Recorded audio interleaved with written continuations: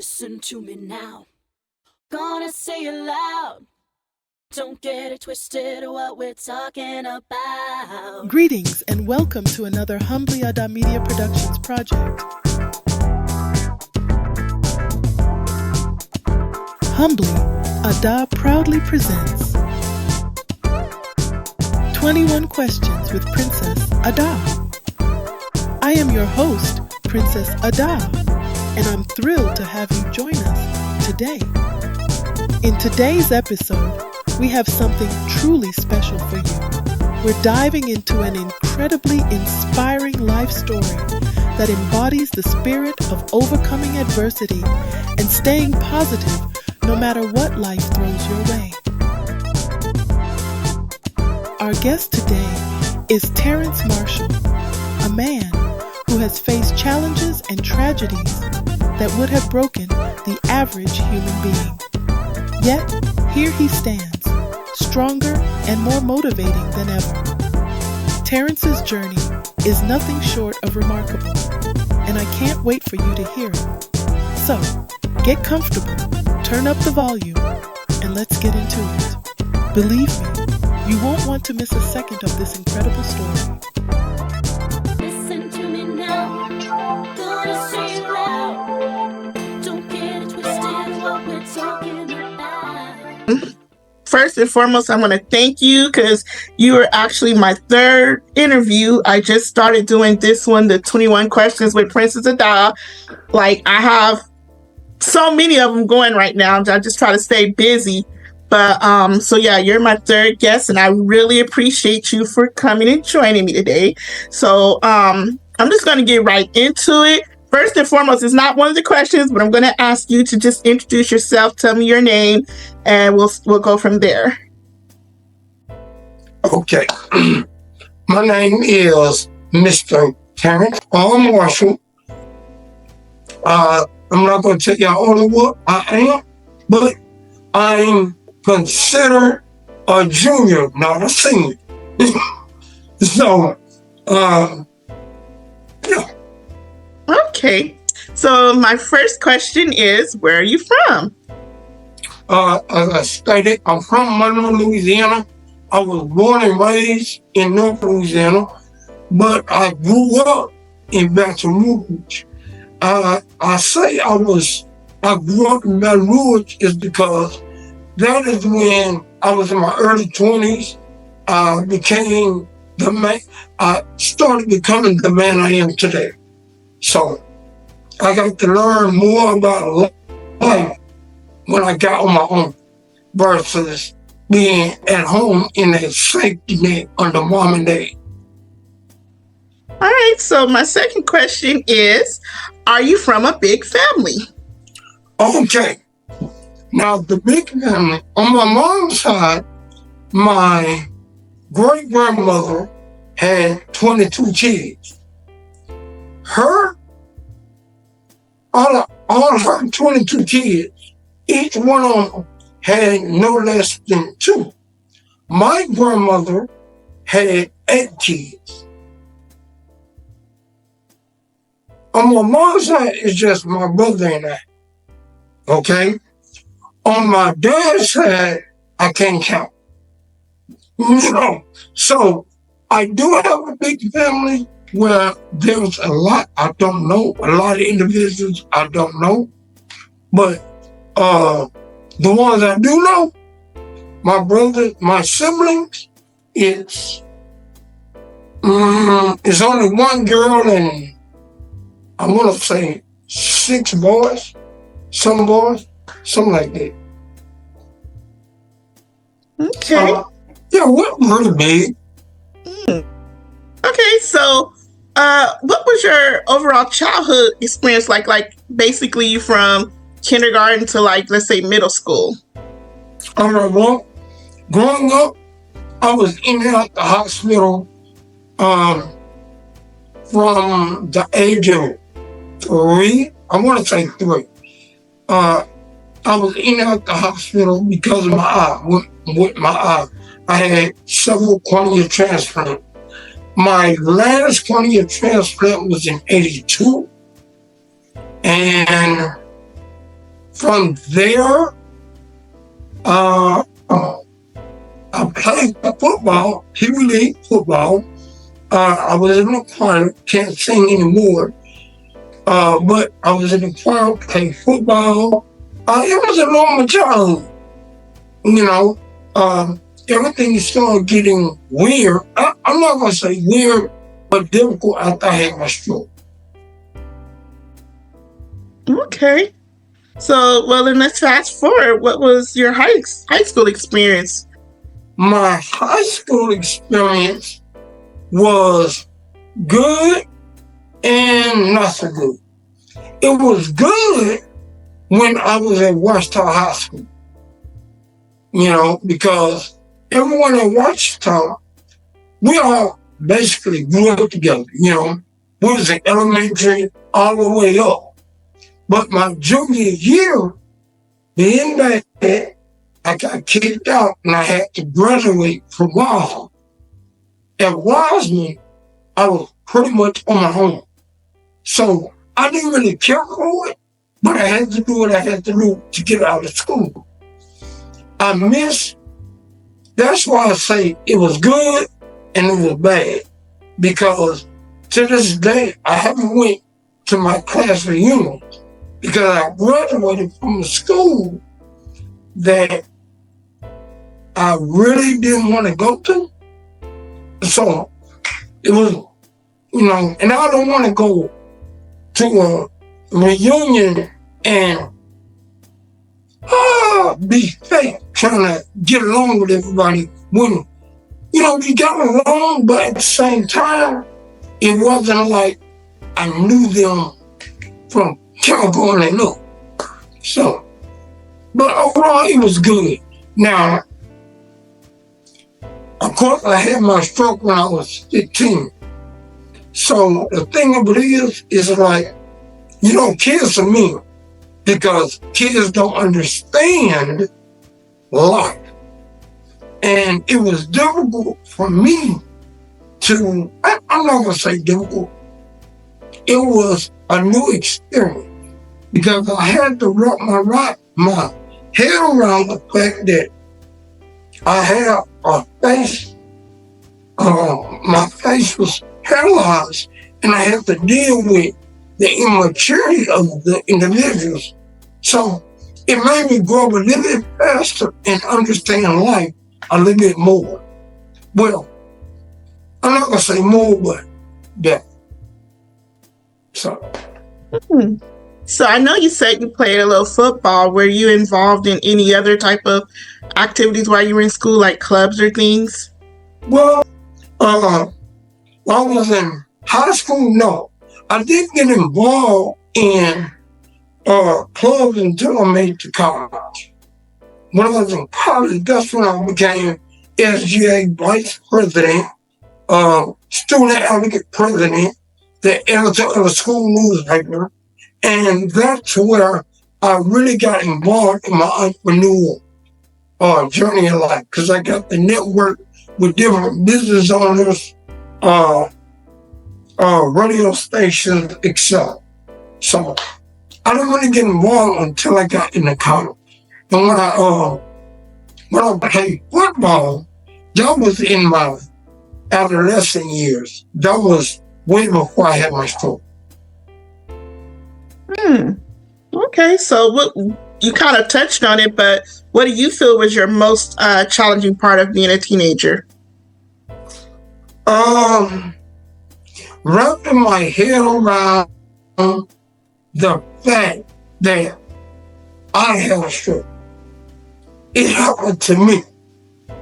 So once I wrapped my head around it, at first I kept asking, why me, why me, why me? But I realized I would never get the answer. Then I started saying, why not me? You know, I had an ordeal happen in my life that made me understand my purpose in life. So at an early age, that's when I really grasped that I'm blessed at an early age. So So once I wrapped my head around that, I was able to understand things better. That's awesome. Would you say that you're religious, or how important is God in your life? I'm not going to say I'm religious. I was baptized Catholic, but the older I became, I started going around or going to different denominations. And as I went to different denominations, I realized that they might travel a different direction, but they all worship the same being. No matter what the name you call God, Allah, Jesus, whatever, it's the same being. The messages are the same. So I've learned not to say I'm religious, but spiritual. Because I've met people in different religions that would bash another religion.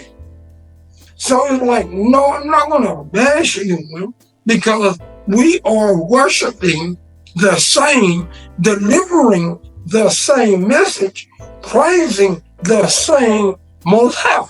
So why am I going to bash? So instead of bashing or claiming I'm a religion, I'm spiritual.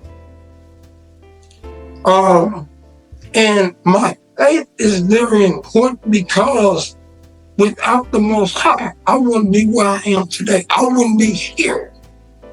So I have faith. That's why I'm still here. Because I believe that I didn't have faith within myself, within me. I've been taken out a long time ago.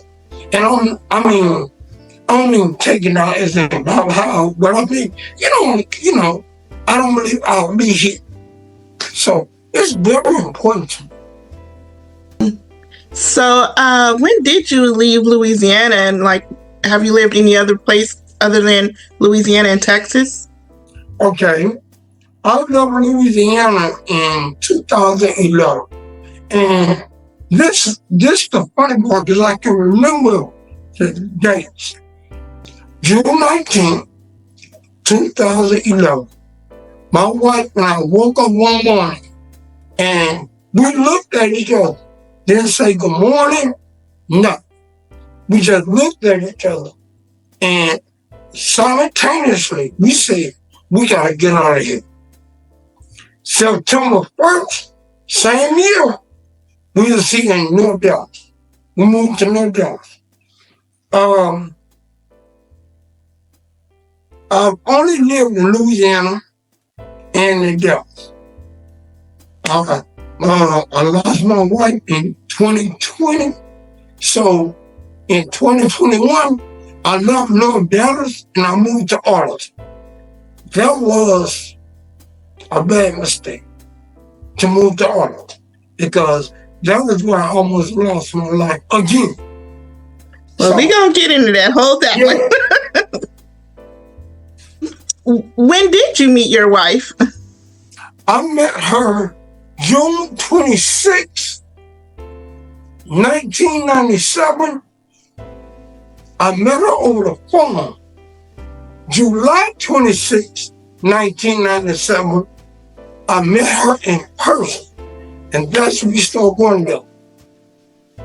So, and I met her in Baton Rouge. So what was your married life like, if you don't mind me asking?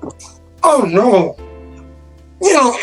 Every couple has their ups and downs. But my marriage life was good overall, because my wife was supportive. We bounced off each other. If she didn't have it, I had it. If I didn't have it, she had it. So she supported me in things that I wanted to do, and she helped mold me into the man I am.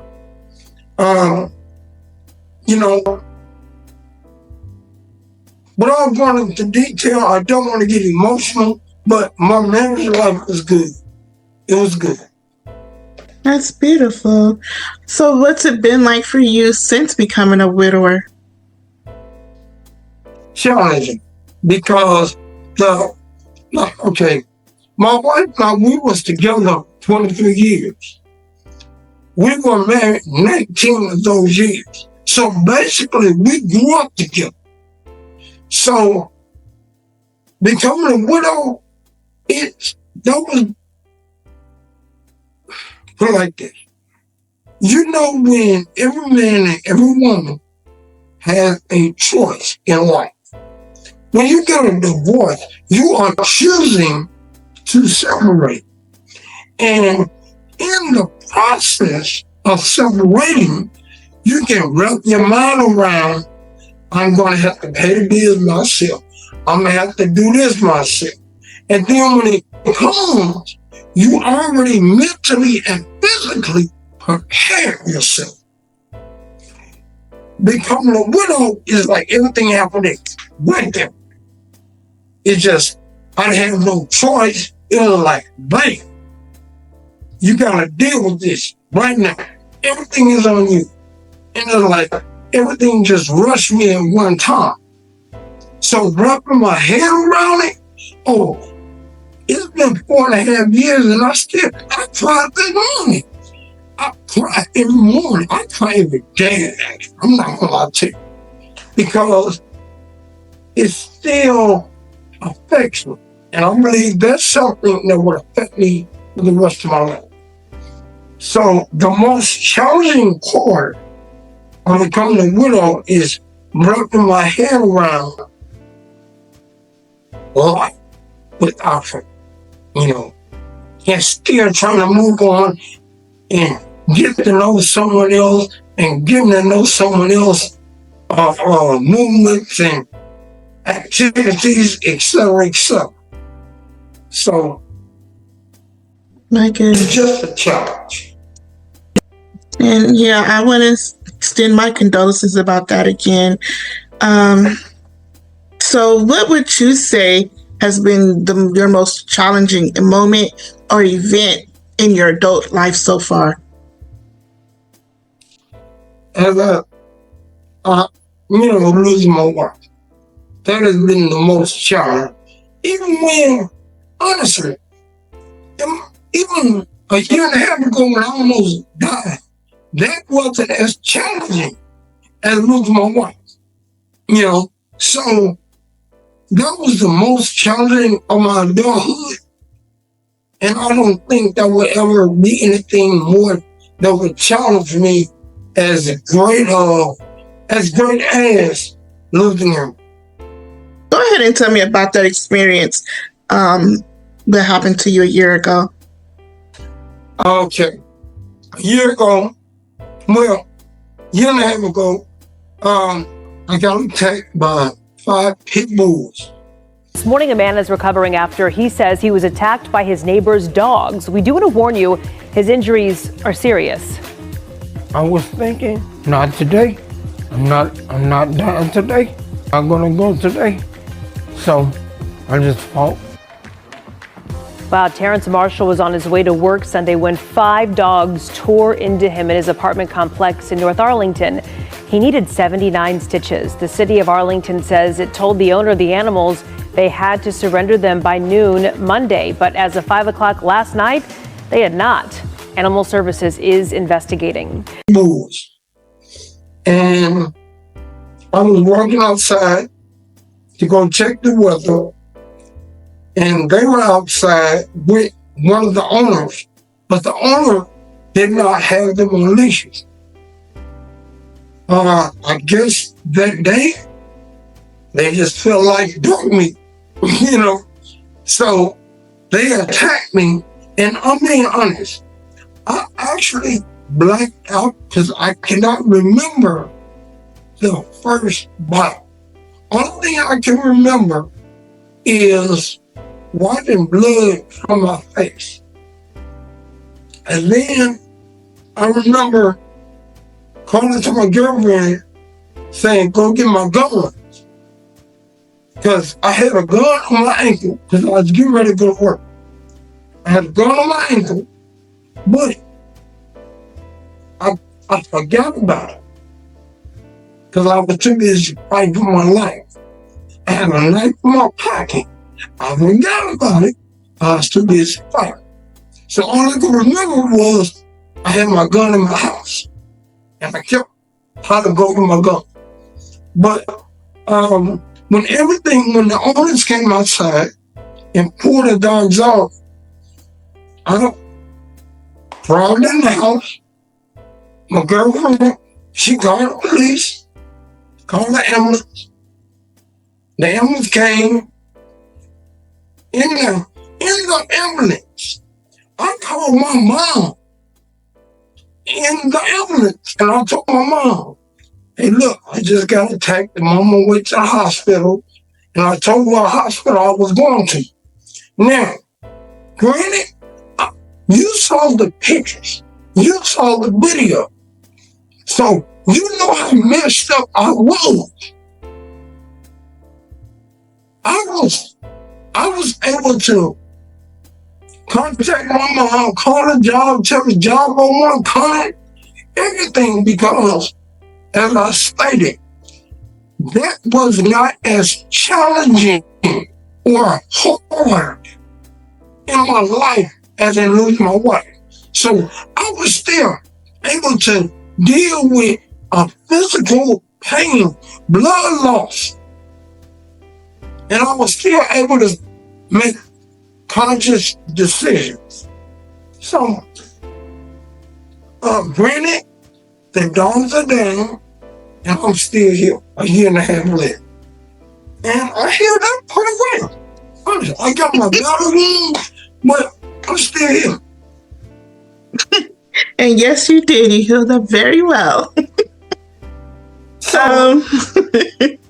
Let me ask you, let's transition a little bit from there. What do you consider yourself, like, more of an employee or an employer? Like, what really defines your professional life?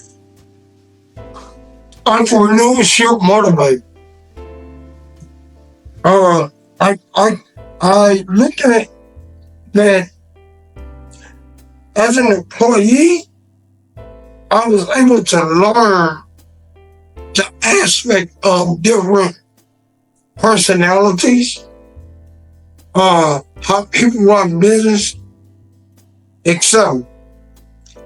As an employer, I don't look at myself as an employer. I look at myself as a opportunity, as a person that gives opportunity for advancement. Because I don't want people to say, you're my boss. I'm not your boss. I'm a person that's giving you an opportunity. So I look at myself as a motivator and a person that provides an opportunity for advancement. So I know you promote a lot about your CPR classes. Tell me more about that. Okay.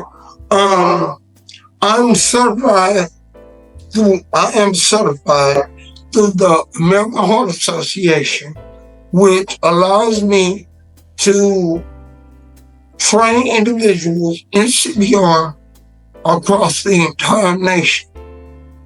I travel the nation certifying individuals. So if you need me in Cali, I'll come to Cali. If you need me in Jersey, I'll come to Jersey. I am one of few instructors that don't try to charge an arm and a leg for a course.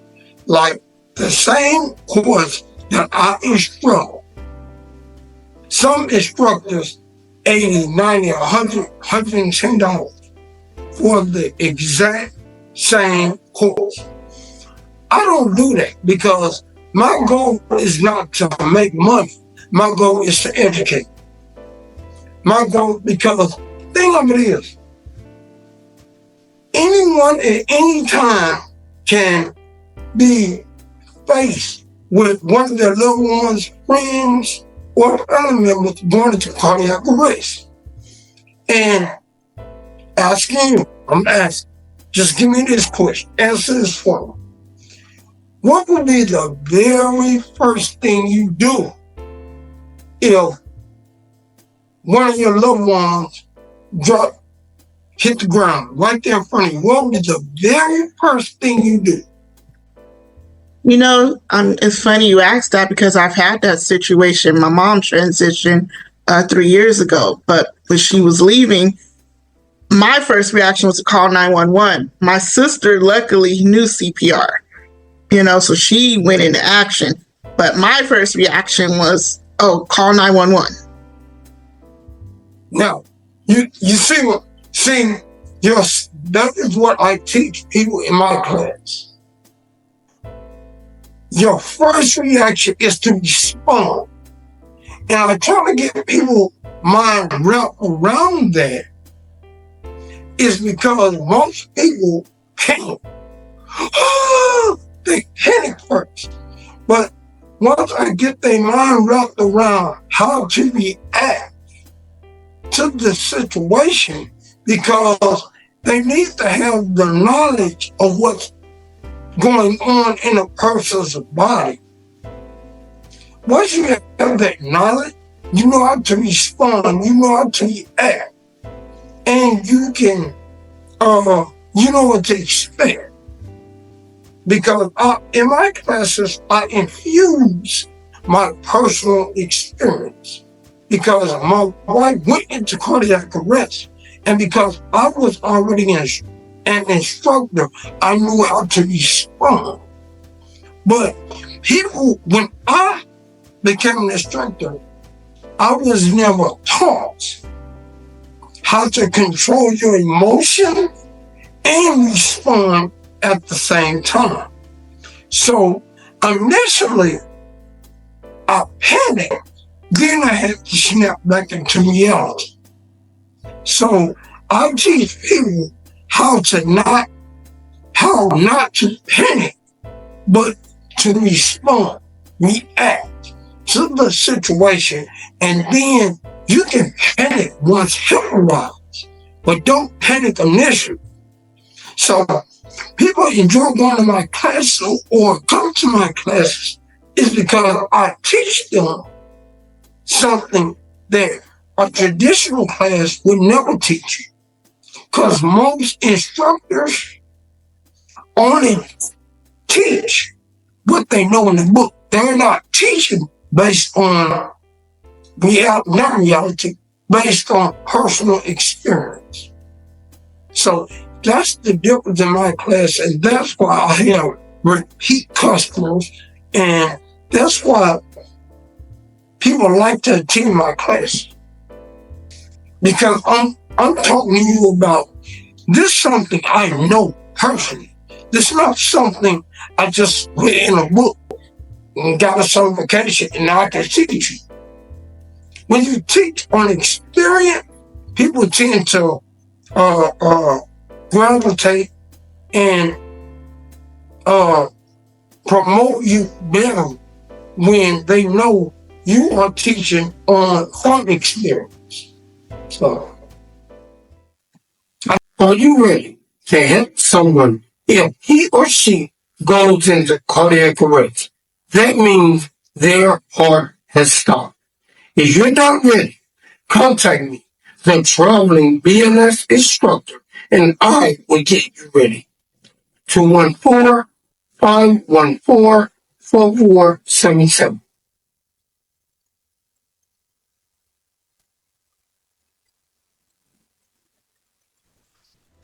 I know I talk a lot, but shit. Oh, no. This is awesome. I'm going to have to take your class.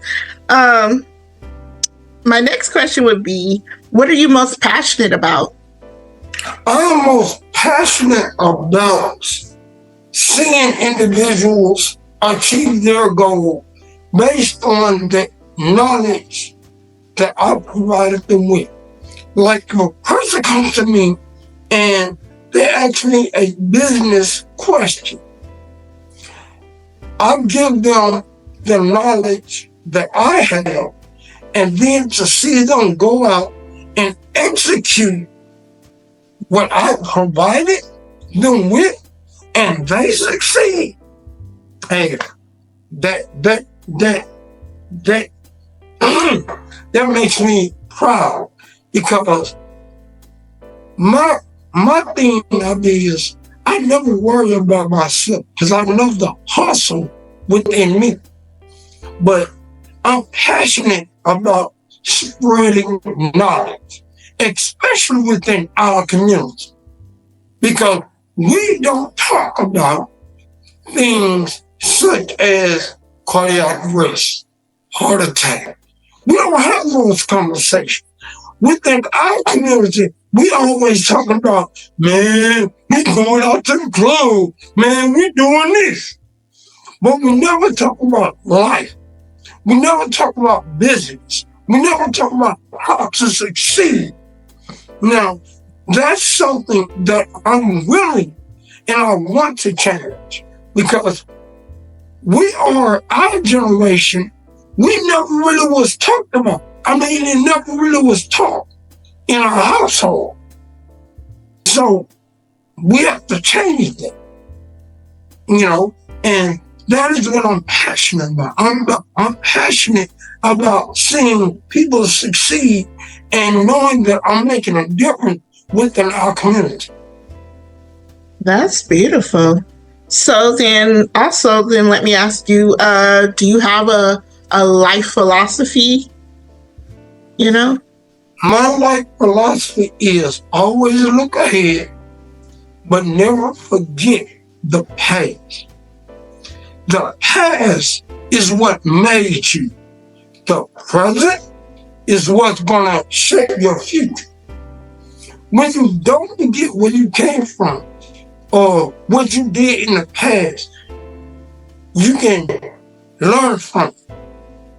But it also helps you get to where you are, because your past molded your present. Everyone everyone did some messed up things in the past. But you learn from it because now look where you are. But you never forget what you did. You just learn not to do this. Not to do that anymore. So once you always look ahead, but you never forget your past. So that kind of goes into my next question. Do you have any regrets? I have none. Honestly, I have none is because I've learned not to ask why this happened to me, why I had to go through this, why I lost my wife. I learned not to ask why. Because when you don't ask why, you grow. When you ask why, you stay still. But when you don't ask why, you grow. I have no regret about anything I've done, anything I've been through. I just thank the Most High for having me where I am and giving me what He gave me. Okay. So if you could go back in time, what advice would you give your younger self? Oh, what I would tell my younger self is, do not associate yourself with individuals that do not have a positive role model in their life. Because, the saying, association brings on affiliation. Associating yourself with the individuals that really don't have a positive outlook on life, you become that. If you associate yourself with individuals that have a positive role model and they're going in the upward direction instead of the downward direction, you'll be more successful.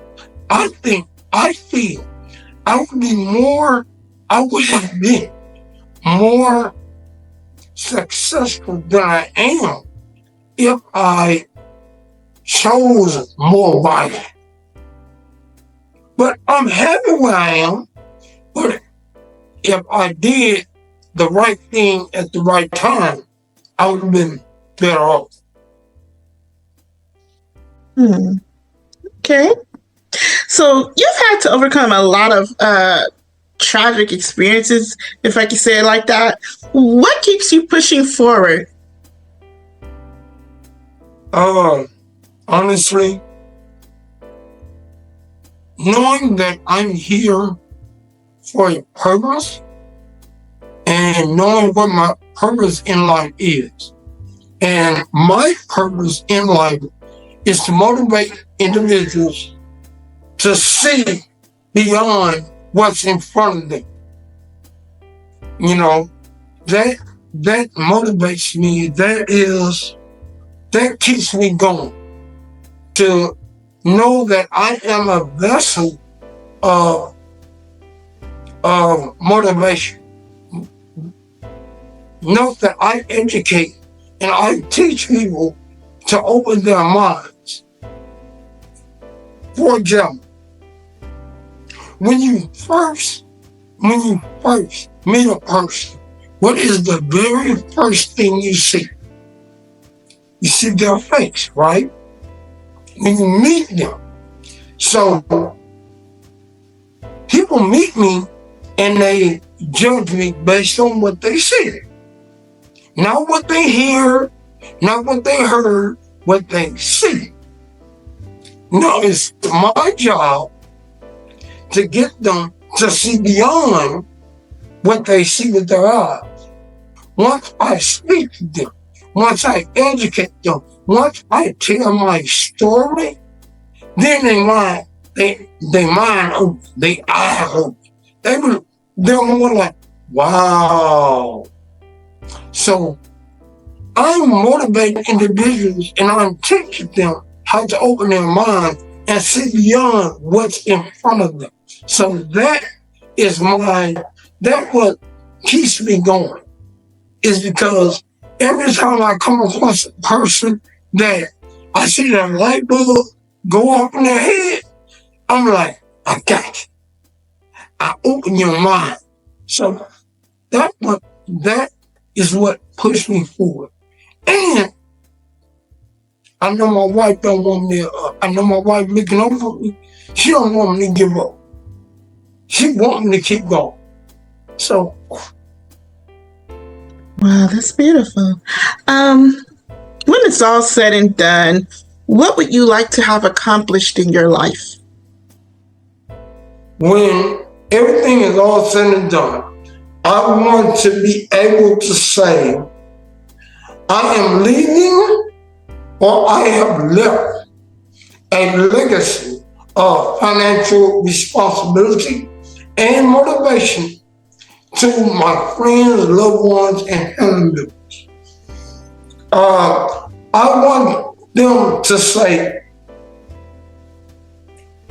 Mr. Marshall, Terrence, Uncle Duke taught me this. He left me this. I don't have to struggle because he set up this. You know, I don't have to, he taught me how to conduct business, how to survive. So when it's all said and done, I want to leave a legacy of achievement for the next generation. If that makes any sense. Yes, indeed. Well, sir, we have hit question 21. What are your final thoughts? What would you like to leave with people? What I would like to leave is that I want them to understand that at any time, any age, any place, things can happen to anyone. No one is above something occurring traumatic in your life. All I want you to do is to be able to understand and adapt to different scenarios in life and never give up. All of us that are here on this earth are created for a purpose. It is once you realize what your purpose is, you'll be able to live a better and prosperous life. So what I want to leave to everyone is that you need to be open-minded to everything. You know, some people don't know, have never experienced an individual that has had a stroke. So when they meet me, it's more like, oh, you know, but once you get to know me, they get to see a different side and they get to understand. I want people to understand that if something happens, don't look down upon, motivate, encourage, and open your mind to be in their shoes to understand what they might be going through. And once you understand what they might be going through, then you can say, you know what? What if it happened to me? What if that's me? Would I want to be treated that way? How will I feel? You know, like when people look at me or when I tell my story about my wife, I let them understand. What if that was your wife? What if that was your husband? How would you feel? Would you cry every time you think about that person? Because I do. You know, some people can't wrap their head around it is because they've never experienced it. But when it's introduced to you, even though you haven't experienced it, it is introduced to you. So therefore, you can somewhat put it in your mind that, oh man, Joe Blow crying because Joe Blow lost his wife, or Amira Sue lost her husband. You will not look down upon them. You will be more encouraging because you know someone that already put it in your mind of how they respond. People that have never been there don't know how to act. They criticize without knowing. So my job, when it's all said and done, I want everyone to have an open mind and to say, Mr. Marshall, Uncle Duke, Mr. Terrence left me with this, an open mind, and he taught me how to be vulnerable and understand life and not being judgmental and critical. That's awesome. So, before we go, you have several businesses you're doing. Would you like to give us your contact? How can people find you? Yes! I was waiting on that. Okay. I'm a traveling BLS instructor, and you can contact me on my website at www.terrancemarshall.com. That is TerranceMarshall.com. No matter where you are in the continental United States, contact me. Let's arrange a class. Let's arrange a class for you, and I will be there. Also, starting this December 1, I will be launching my brand new security company called 1010 Protection Agency. I will be launching it December 1st.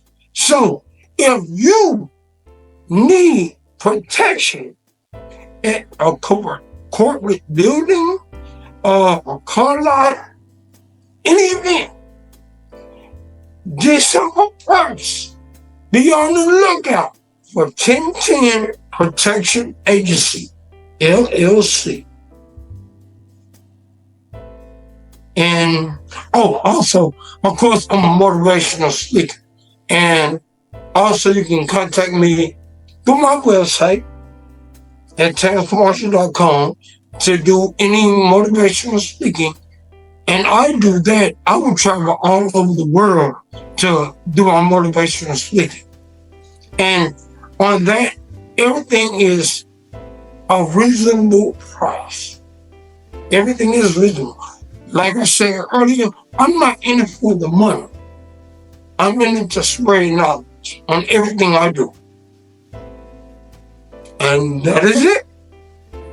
Well, I thank you, Mr. Marshall, for joining me today.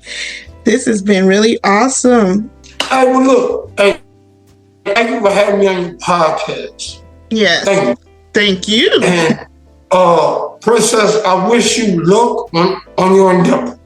Thank you. I appreciate that so much. I really do. And you have a blessed day. You do the same. Thank you. What an incredible conversation that was with Terrance Marshall. His story of resilience and unwavering positivity in the face of unimaginable adversity is nothing short of inspirational. From the challenges he faced in his early life to the tragedies that could have easily broken his spirit, Terrance has shown us all the power of persistence and hope. I hope his words have touched you as deeply as they've touched me. And I encourage you to take his message to heart. No matter what hurdles you encounter in life, remember that you have the strength within you to overcome them and to motivate those around you to do the same.